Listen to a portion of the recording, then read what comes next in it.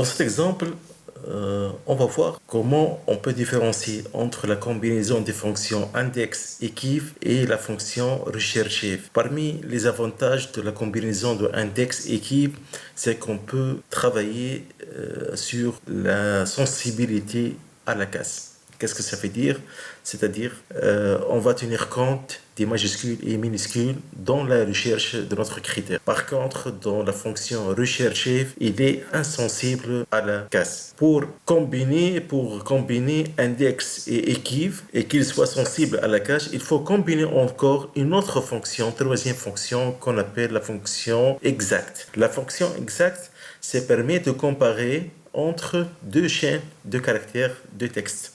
Par exemple, je vais me placer ici, je vais écrire égal exact, j'ouvre la parenthèse. Premier argument, je dois sélectionner le texte.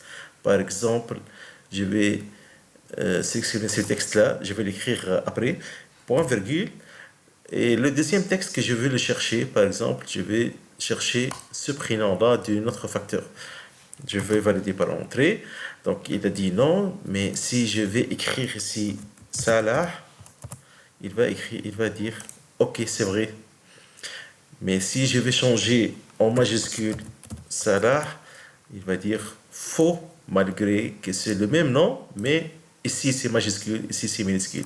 Donc c'est ça l'intérêt de la fonction exact. Autre chose, on va introduire ce qu'on appelle le format matriciel dans notre formule. Une format matriciel, c'est une fonction qui est comprise entre deux accolades. Pour effectuer la fonction exacte, on a besoin de faire une formule matricielle. Ça permet de comparer le prénom du facteur par rapport à toute cette liste-là. Lorsqu'il va trouver une exactitude en minuscule et majuscule, il va prendre l'index de cette valeur-là et on va l'utiliser dans notre combinaison des fonctions index et give. Voilà, tout simplement.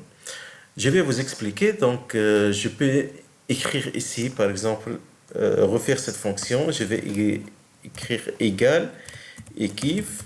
J'ouvre la parenthèse. La valeur que je veux le chercher, je ne veux pas chercher la valeur de L3 L2 directement, mais je vais chercher une valeur vraie, donc je vais écrire vrai, point virgule. Pour le tableau de recherche, je vais ici trouver l'exactitude entre deux chaînes de caractères. Donc j'écris exact, j'ouvre la parenthèse. Le premier texte, je vais sélectionner L2, point virgule. Pour le deuxième argument, je vais sélectionner cette plage des prénoms des facteurs des colis. Voilà, je ferme par parenthèse, mais je ne valide pas. Je clique sur CTRL SHIFT et Entrée pour le mettre en une fonction matricielle. Maintenant, si je clique ici, dans cette série c'est 11, dans la barre de formule, vous voyez une accolade avant et après, c'est-à-dire c'est une forme matricielle. Maintenant, qu'est-ce qu'il me renvoie? 4, c'est l'index numéro 4 dans la plage de sélection. Donc si je clique ici, je compte dans le sens descendant, 1, 2, 3, 4, donc c'est équivalent à la ligne numéro 6.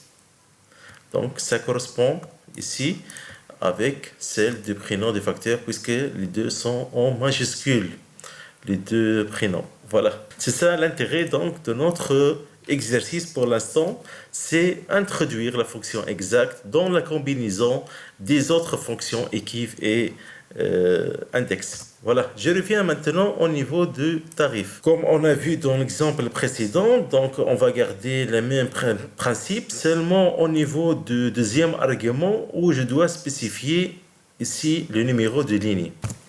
Donc je commence à introduire le deuxième argument. Je commence avec la fonction give.